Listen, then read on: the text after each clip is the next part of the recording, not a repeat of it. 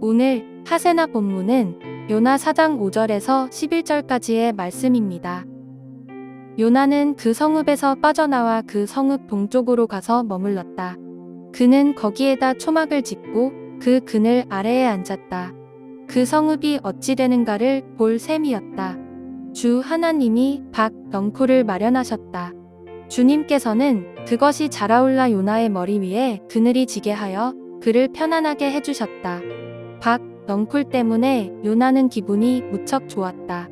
그러나 다음날 동이 틀 무렵 하나님이 벌레를 한 마리 마련하셨는데 그것이 박 넝쿨을 쏠아버리니 그 식물이 시들고 말았다. 해가 뜨자 하나님이 찌는 듯이 뜨거운 동풍을 마련하셨다. 햇볕이 요나의 머리 위로 내리쬐니 그는 기력을 잃고 죽기를 자청하면서 말하였다. 이렇게 사느니 차라리 죽는 것이 더 낫겠습니다. 하나님이 요나에게 말씀하셨다. 박 넝쿨이 죽었다고 내가 이렇게 화를 내는 것이 옳으냐? 요나가 대답하였다. 옳다뿐이겠습니까? 저는 화가 나서 죽겠습니다. 주님께서 말씀하셨다. 내가 수고하지도 않았고 내가 키운 것도 아니며 그저 하룻밤 사이에 자라났다가 하룻밤 사이에 죽어버린 이 식물을 내가 그처럼 아까워하는데 하물며 좌우를 가릴 줄 모르는 사람들이 12만 명도 더 되고 짐승들도 수없이 많은 이 큰 성읍 니느웨를 어찌 내가 아끼지 않겠느냐?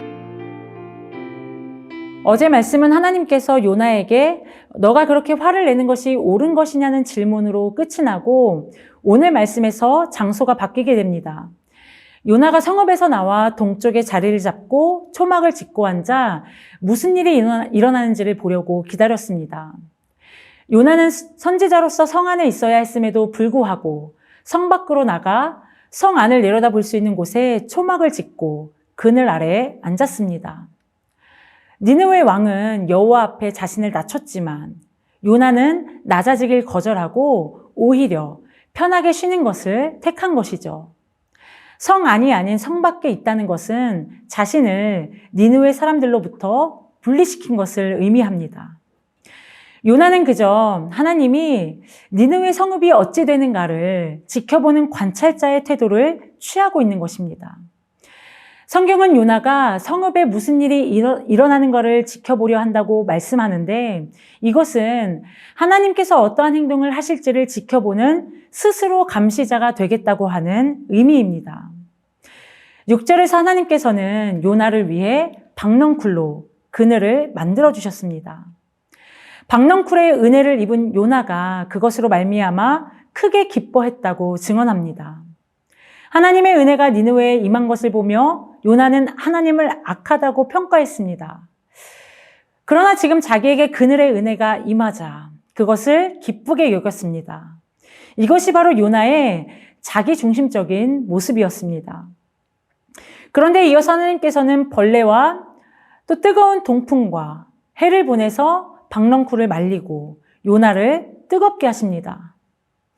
은혜로 받았던 박넝쿨이 만들어준 그늘 때문에 그렇게 좋아하던 요나는 은혜의 박넝쿨이 사라지자 또 죽을 만큼 괴롭다고 화를 내기 시작합니다. 죽고 싶을 정도로 화가 난다는 요나의 대답은 니느웨 심판을 되돌리셨던 하나님의 결정에 대한 분노에 박넝쿨 일은 기름을 부은 것과 같았습니다. 요나는 박넝쿨을 주기도 하시고 거두기도 하시는 하나님의 주권을 경험했습니다.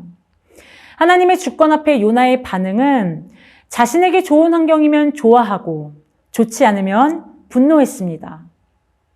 요나 말씀은 이러한 요나에게 하나님께서 던지신 질문으로 마무리되고 있습니다.